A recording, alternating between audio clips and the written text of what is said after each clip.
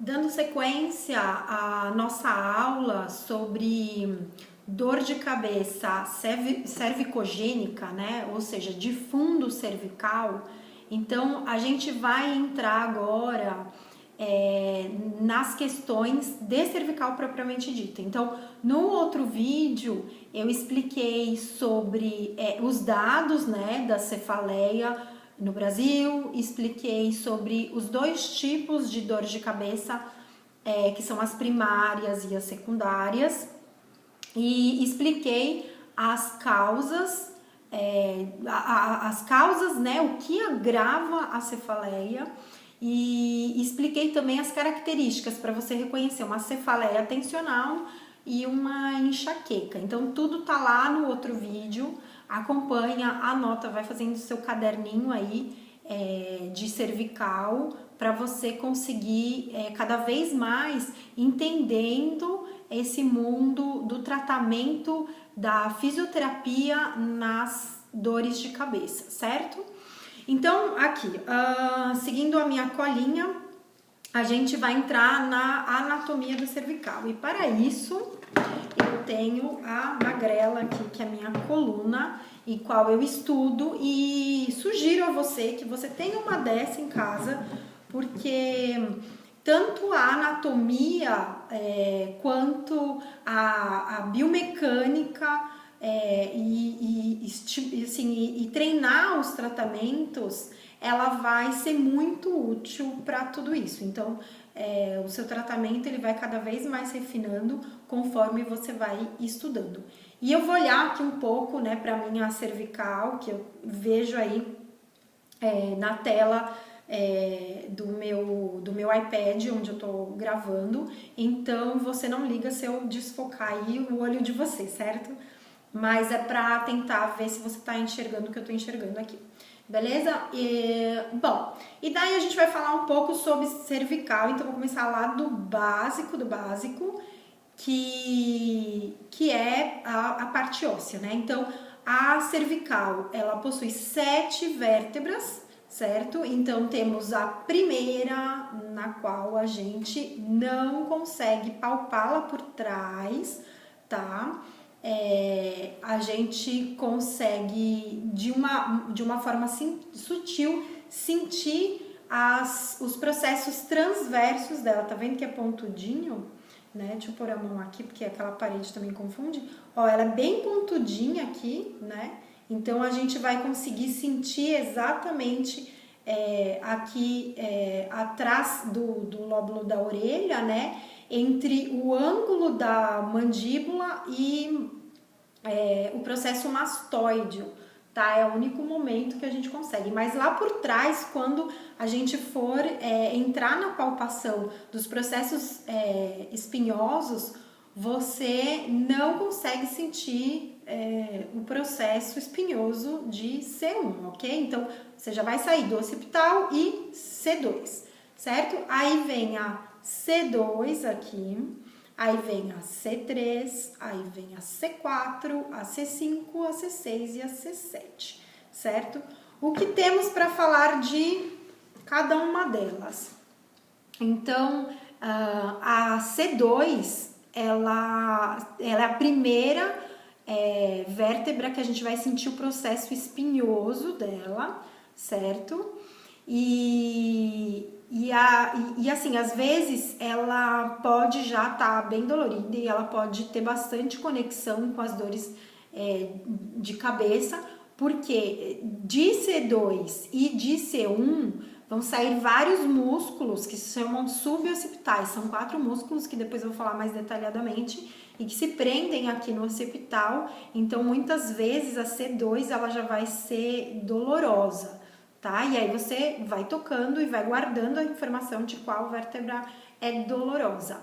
A C3 e a C4, você vai sentir elas já indo mais lá pra frente, né? O processo espinhoso mais lá pra frente, que aqui, coitadinha da minha magrela, perdeu a curvatura, mas enfim, a cervical ela tem uma curvatura, né? Uma lordose, que é normal da cervical. E muitas vezes, né, as pessoas elas estão perdendo essa lordose cervical. Por quê? Porque a gente faz muita coisa olhando para baixo, então olhando o celular, trabalhando no computador, então a gente vai perdendo essa lordose, a gente quase não olha mais para cima, né? Se for andar na rua, você vai ver, as pessoas não olham mais para frente, as pessoas estão olhando para o celular, caminhando olhando para o celular. Então é o tempo todo desfazendo essa lordose normal, né? Mas isso a gente vai abordar também um pouco mais para frente, que entra na parte de biomecânica. Então, a C3, a C4, a C5, elas são mais afundadinhas. Às vezes, na palpação, a gente vai sentir C3, C4 e C5 como elas estão muito próximas, tá vendo? É bem diferente dessa e dessa. Então, às vezes, na palpação, a pessoa nem sente quando saiu de C4 e foi para C5. Tá? Porque elas são bem próximas, elas são bem apertadinhas. Depois, a C6, ela já é mais proeminente, você vai sentir ela mais no seu dedo. E a C7 mais proeminente ainda, tá? E pra gente saber a diferença de C7 para quando eu tô indo para T1, o que a gente pode fazer? Então, o paciente tá sentado, você põe lá a mão em alguma delas, porque você não sabe qual que é a C7 e a T1, e aí você pede um movimento de flexão e volta da cervical. Se você pedir um movimento de flexão e a vértebra ficou parada, é porque você está na T1. Se ela andou, ela tá na C7, certo? Então, é muito importante você delimitar esse ponto até onde vai a C7. E, gente, palpação é muito treino, tá? Você vai começar a palpar a cervical aí dos seus pacientes, você não tem paciente, começa pai, mãe, irmão, vizinho, sei lá, e vai palpando. Então, esse treino, ele é muito importante para que você ganhe essa boa manualidade e consiga saber onde você está trabalhando, onde você está mexendo, onde o paciente está com dor, tá bom? Isso tudo é importante. Então, enfim, quando você estiver lá palpando, você começa lá no occipital, aí lembra, só repetindo, né? C1 você não sente, C2 você sente, processo espinhoso de C2. Aí você vai, C3 você ainda sente, a C4, a C5, elas já vão lá para dentro, então elas já ficam mais, desaparecem um pouco mais. E aí vem a C6 e a C7 que ficam mais pontudas no seu dedo, e aí você vai até onde você acha que é mais pontudo e pede a flexão cervical, flexão e extensão. Se o paciente estiver sentado, dá para fazer flexão e extensão e delimita. Aqui acaba a sua cervical, aqui começa a sua torácica, certo? Aí você vai para a palpação nos processos transversos, né? Então, os processos transversos, eles estão todos aqui do lado, né? O processo transverso de C1 eu já falei como você vai achar.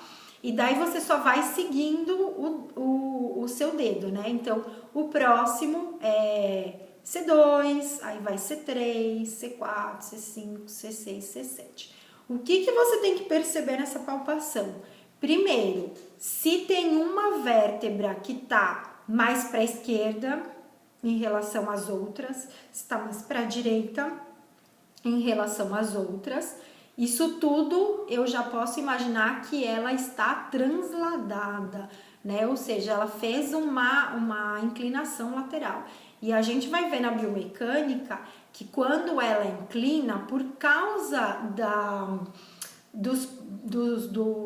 das facetas articulares da vértebra cervical, ela inclina e roda, tá? Ela inclina para a direita e roda para a esquerda. Ai, vou te enlouquecer, né? Mas isso é na outra aula, na outro capítulo aí de biomecânica, tá bom?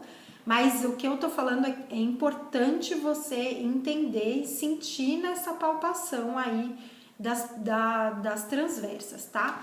Além das transversas, a gente vai escorregar um dedinho para baixo e para trás e vai cair, vamos ver se consigo mostrar aqui.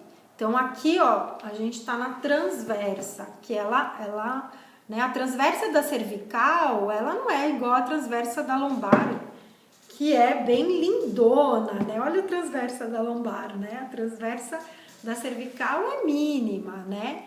Então, a gente escorrega o dedinho, ó, um pouquinho para trás e a gente vai estar nas facetas articulares, onde a gente vai palpar e vai sentir se tem dor. Aí você anota ali no seu papel de avaliação onde tem dor e você vai fazer uma leve mobilização dela para cima. Então, o paciente está deitado aqui com a cabeça. Você vai empurrar para cima um lado e o outro. E vai ver se tem algum bloqueio nesse movimento ou se tem alguma dor. Muito provavelmente o bloqueio, né? Que o processo, a faceta articular, você empurrar aqui para cima e ela não for ou ela tá dolorida, muito provavelmente ela tá posteriorizada, ou seja, ela tá numa leve rotação vertebral e a gente vai ter que trabalhar isso porque algum músculo puxou ela e ela ficou ali travadinha para baixo, tá? Não se preocupe, é tudo começo, estamos entendendo as partes, depois eu vou arranjar jeitos de te mostrar isso, você vai treinar isso em casa e vai dar tudo certo, tá? Então você palpou processos espinhosos, palpou processos transversos e palpou facetas articulares no seu paciente e viu e foi anotando tudo o que você sentiu e o que ele te declarou ali de dor ou de radiação para a cabeça. Se deu dor de radiação para a cabeça e você está trabalhando com um paciente que tem dor de cabeça, põe um asterisco ali forte, porque ali você vai ter que trabalhar, porque ali geralmente é um foco causador da dor de cabeça dele, certo? Que mais que temos que falar aqui dessa parte de palpação e de anatomia óssea? Tem um monte de outras coisas, tá, gente? Mas eu acho que eu vou ficar com essas, porque senão eu vou assustar vocês. Que é muita coisa mesmo, certo? Aí vamos falar dos discos intervertebrais. Os discos intervertebrais, eles são pequenininhos, né? Ó, eles são pequenininhos relacionados aos discos da lombar. Olha que coisa gigante, né? Mas eles são pequenininhos por quê? Porque eles não precisam suportar tanta carga como a lombar precisa, né? A lombar, imagina, todo o peso da cabeça, mais o peso aqui de ombros, mais o peso cervical, de torácica, de todos os órgãos, né? Então, quando chega na lombar é muito mais peso do que a cervical. A cervical tem que aguentar o peso da cabeça, né? Que já é pesada, ela pesa aí uns 5 quilos. Só que quando a gente tem qualquer tipo de alteração no alinhamento, e que é muito comum encontrar, então ela tem uma anteriorização de cabeça, né? Que é aquela cabeça que, deixa eu tentar fazer assim, ó, pra frente, né? Eu chamo PAC, né? Projeção anterior da cabeça. Cada ângulo anterior da cabeça, a cabeça, ela aumenta o peso dela exponencialmente, assim. E vai de 5, vai para 10 e vai para 15. Então, imagina aquele paciente que vem com uma projeção anterior da cabeça muito grande, né? Tem um jeito que eu gosto de ver, então eu pego o paciente, ele tá de pé, eu coloco aqui o meu braço nos processos espinhosos da torácica e vamos ver se ela segura aqui. E aí coloco meus dedos aqui, ó. Então esse aqui, ó, essa magrela aqui, ó, tá com 5 dedos de anteriorização da cabeça. É muito, gente, né? O que é esperado é que tenha 3 a 2. Se o paciente tiver uma cifose, então esquece que essa cabeça aí, ela vai ter que se anteriorizar mesmo. Então, imagina só como que fica a carga para esses discos suportarem essa cabeça anteriorizada, né? Que devia pesar 5 quilos e tá pesando 15 quilos, né? Então, os discos, eles têm essa diferença, tá? Dos discos cervicais para os discos lombares, certo? E daí na biomecânica a gente também vai entrar na movimentação deles, mas só para vocês entenderem aqui um pouquinho, os discos, eles, o que acontece? Quando eu inclino, vamos lá, quando eu inclino para a direita, o meu disco, o que acontece? Ele faz um ajuste e vai para a esquerda. Acho que não dá muito para fazer aqui, né? Mas tudo bem. Ele vai para a esquerda. Quando eu inclino para a esquerda, ele vai para a direita. Isso aí é o normal, tá? Quando eu faço uma flexão, tá? Faço uma flexão aqui para frente, o disco vai, o núcleo do disco, né, vai posterior. E quando vai para extensão, vai anterior. Isso aí existe a mobilidade aí do núcleo do disco e é muito importante que ele aconteça, mas ele se mantenha dentro desse alinhamento. E o que acontece? Quando eu tenho uma alteração de qualquer vértebra, né? Então, essa alteração, esse disco ele vai estar alterado. Então, esse jogo que eu acabei de falar para vocês vai estar alterado. E o que vai acontecer? Ele vai alterando, então ele vai saindo do alinhamento normal. Então, ele começa a sair do alinhamento e aí começa a beliscar a inervação que está saindo da cervical, indo para os braços, começa tanto a estirar quanto comprimir, né? Então, aquela região que você tocou lá na palpação, que eu falei para você tocar e você sentiu, você tem que sentir se pode ser uma alteração de dor só a nível muscular, só a nível articular ou a nível discal, tá? Eu já vou adiantar aqui algumas coisas que a gente vai ver na avaliação em outro vídeo, mas como saber, né, diferenciar. Então, para eu saber se é uma dor óssea, então eu vou estar lá palpando, o paciente vai falar ai, e eu vou sentir um bloqueio, eu vou sentir que aquela articulação não mexe. Então, muito provavelmente, eu tenho uma alteração ali óssea, articular, e que eu preciso gerar mobilidade. Quando eu tenho um problema muscular, eu vou palpar o músculo, eu vou estar palpando aquela região toda, que tem músculo, que tem osso, mas eu vou diminuir a pressão e eu não vou sentir um bloqueio, eu não vou sentir uma barreira dura, eu vou sentir um nódulo, uma tensão muscular, e aí eu sei que é uma dor de ponto gatilho, que tá ali deixando aquela região da cervical dolorosa. E para saber se é um disco, então eu tenho alguns testes. Então eu posso sentar o meu paciente e vou lá com a mão na cabeça, tá? Esse aqui não tem o topo da cabeça, mas eu vou com a mão na cabeça dele e eu posso fazer uma compressão nessa cabeça e ele pode me falar, né, que tem dor.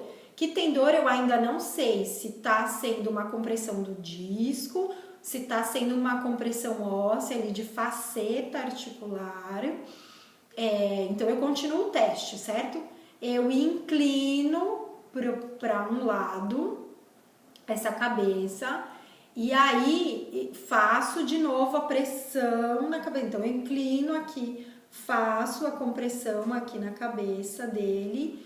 E se ele tiver uma dor ou uma irradiação aqui, muito provavelmente que o disco tá saindo, né, lá para a esquerda. Lembra que eu falei, se inclina para a direita, ele sai para a esquerda, e aí ele pode estar estirando ali a inervação, né? Então provavelmente ali eu tenho uma protrusão discal.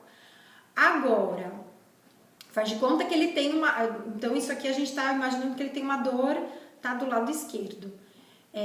Agora eu inclino para o lado esquerdo e comprimo de novo a cabeça do meu paciente, e ele sente aumentar essa dor aqui do lado esquerdo. Então provavelmente é uma hérnia de disco. Pois é. Por quê? Porque a hérnia de disco, ela vai comprimir mais a inervação, porque a hérnia, ela saiu.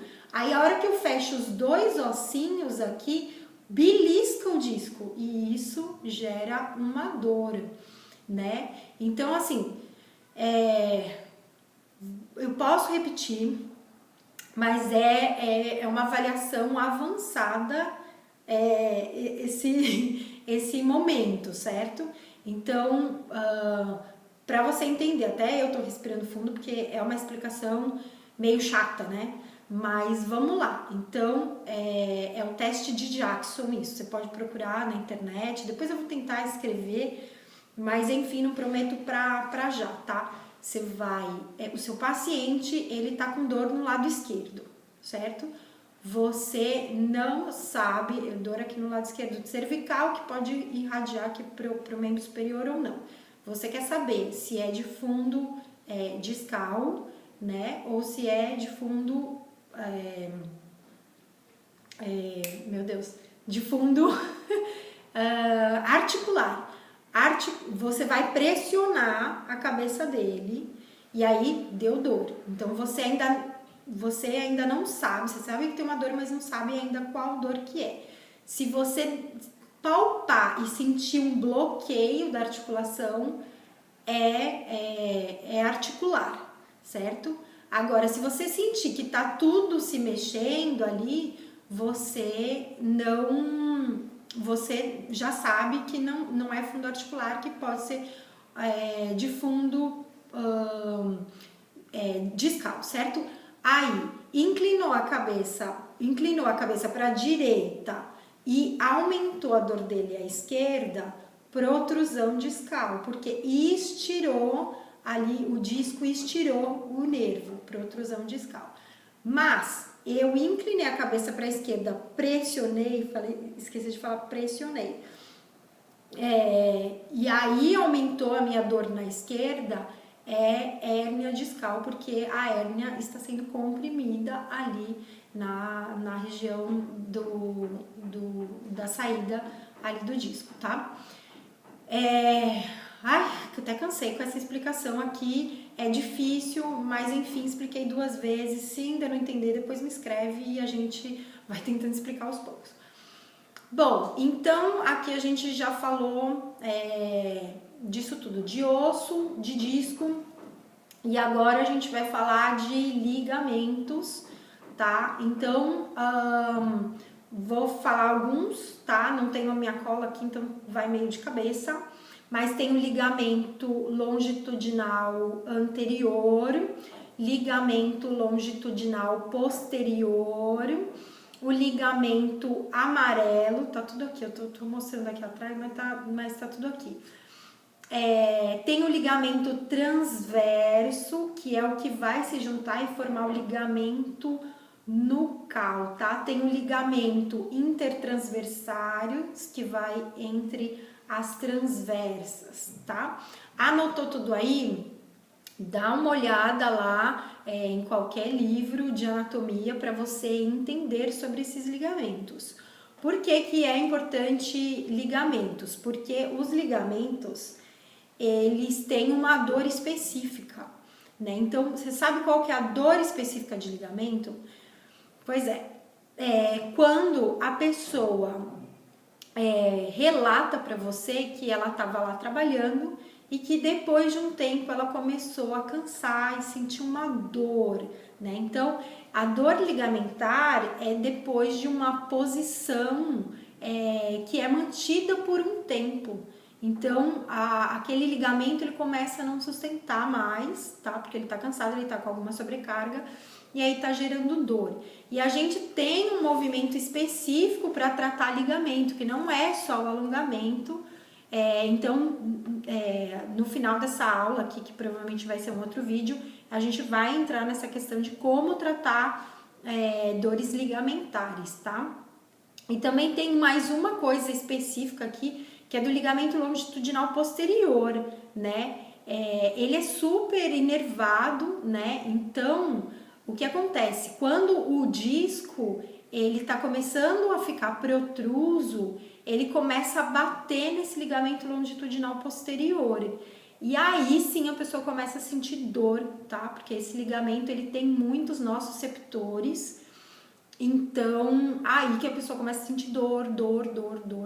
E aí a gente tem que trabalhar o realinhamento dessa curvatura, o reposicionamento desses discos e tirar esse disco, né, dessa impactação no ligamento longitudinal posterior.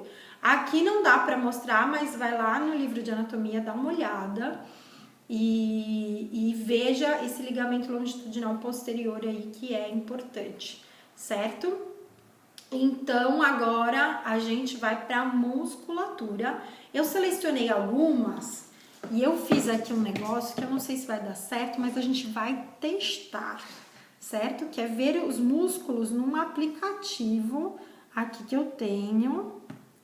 Então eu vou abrir o aplicativo e aí eu vou clicando aqui e vou tentar mostrar para vocês. Então, o primeiro músculo selecionado é o músculo esternocleidomastoideo. Olha que bonito, né? Então, ele sai aqui da porção mastoide do temporal. Ele tem duas porções, uma porção clavicular e uma porção external. E aí, olha que interessante, esse meu aplicativo aqui, ele é de pontos gatilhos, né? Porque nem tudo tá na nossa cabeça, viu, gente? Então, a gente usa aplicativo mesmo na hora de tratar.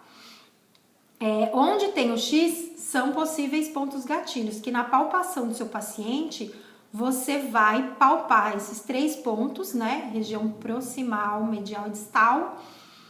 E pode dar essas dores irradiadas. Olha que interessante. Então, a dor de cabeça do meu paciente pode ser simplesmente por um ponto gatilho do esternocleidomastoide. E esse é o tratamento mais gostoso, porque você tira o ponto gatilho desse músculo e você resolve o problema do seu paciente em uma sessão. Vamos empurrar para cá e vamos ver. Aqui, ó, a porção clavicular também, pontos gatilhos. Onde dá dor? Dor atrás da orelha, dor frontal, né? Que eu falei lá no outro vídeo. Os lugares que podem doer a cabeça, né? Frontal, parietal, occipital, temporal, ou seja, todo o crânio, né? Então, o esternocleidomastoide é o primeiro músculo que você vai ver na avaliação do seu paciente. Vamos lá, o segundo músculo. Um minuto. É o escaleno. Aí aqui no aplicativo, você vai ver que ele... Peraí. Deixa eu pegar aqui uma parte. Aqui não tá muito bonito o escaleno, né? Mas ele não dá dor irradiada pra cabeça, tá? Ele dá dor irradiada pro membro superior. Ali é um dos pontos do desfiladeiro torácico, por onde tá passando o plexo braquial. Isso vai ficar para um outro vídeo, né? Os desfiladeiros, os 3 desfiladeiros que a gente tem aí, mas não tem muito a ver agora com a nossa dor de cabeça. Mas o escaleno, que é esse musculito aqui, na verdade são 3 músculos escalenos, é o anterior, um médio e um posterior. Eles são muito importantes na cervical. Então, mesmo ele não dando uma dor irradiada para a cabeça, eu tenho que checar eles, tá?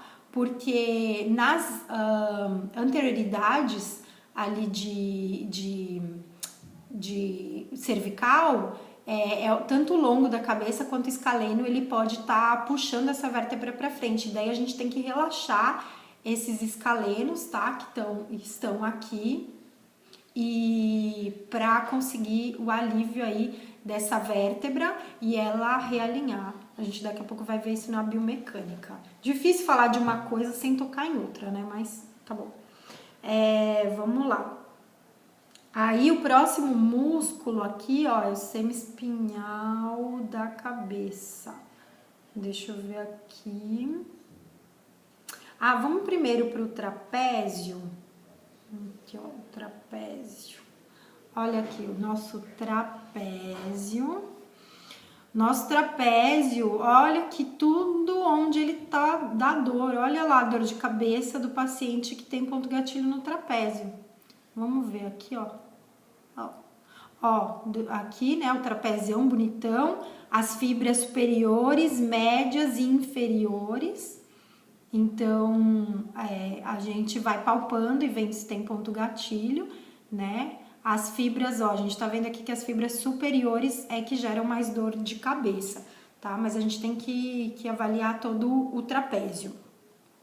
Aí o próximo aqui, que eu vou mostrar pra vocês, deixa eu ver, e olha esse aqui, ó. Os suboccipitais, gente, os suboccipitais são 4 músculos, tá? Ó, eu vou até ver aqui minha cola, ó, o reto posterior menor, o reto posterior maior, o oblíquo superior e o oblíquo inferior da cabeça, tá? São 4 musculinhos, eles saem da C1, da C2, tanto do processo transverso quanto do processo espinhoso e vão para o occipital. E daí, ó, não sei se vocês estão enxergando, tá vendo? Ponto gatilho, onde dá dor aqui na lateral da cabeça, tá? Então, aí tem uma técnica bem gostosa ali, que é indo por baixo do occipital, e você vai relaxando esses musculinhos, e essa dor de cabeça aí vai diminuindo, beleza? Vamos ver mais um, aqui, o semiespinhal, aqui, ó, o semiespinhal, olha aqui que maravilha ele dá uma dor de cabeça lá atrás do olho. E aí aqui eu tô vendo, eu gosto de falar aqui, ó, semiespinhal, né? Processo transverso da cervical baixa, da torácica alta, até a linha nucal, tá? Então, até a linha nucal deixa eu ver, só tem esse aqui mesmo, tá? Vamos para o próximo. Aqui, ó, o esplênio da cabeça. Deixa eu ver, esplênio linha nucal, processo espinhoso de C7 a T6, occipital e mastoide. Então, ele vai se inserir aqui. Ó, onde ele dá dor de cabeça? Aqui na base, no topo da cabeça. E lembra que a gente viu no outro vídeo? Isso aqui pode gerar muita enxaqueca, que a enxaqueca é aquela dor aqui na base, no topo da cabeça, tá? E por último, vamos ver, o levantador da escápula, tá? O levantador da escápula, eu gosto de mostrar ele não tá dando uma dor irradiada para a cabeça, mas ele tá na cervical e ele tem conexão aqui com a cintura escapular. Então, a gente tem que ficar muito ligado nas alterações de cintura escapular. Então, quem trabalha, que fica aqui com os ombros para cima, tanto pode ter um ponto gatilho em trapézio, né, quanto em elevador da escápula. Então, isso gera uma dor ali na cervical e vai gerar uma dor também possivelmente na cabeça, certo? Bom, acho que são esses que eu anotei. Anota esses músculos, vai buscar ali no livro de anatomia, dá uma olhada 1000 vezes. Eu fui anotando aqui origem e inserção, porque, gente, fazer um vídeo com tudo isso na cabeça, pra mim que tô começando, dá um pouquinho de nervoso, então eu preferi ter tudo anotado aqui pra falar pra vocês. Mas a gente tem que estudar todos os dias quando a gente atende, para a gente cada vez ir refinando mais as nossas técnicas, o nosso entendimento. O olho de raio-x que a gente vai desenvolvendo é porque a gente estuda, vê no livro e daí tenta replicar quando a gente está com o paciente, tá bom? Então não deixe de estudar, gente. Então assim, ó, eu vou parar esse vídeo por aqui, essa aula por aqui. A gente aprendeu a anatomia bem básica da cervical e o próximo vídeo vai ser de biomecânica da cervical, seguindo essa aula aqui de cefaleia tensional cervicogênica, ok? Espero que você tenha gostado. Até mais!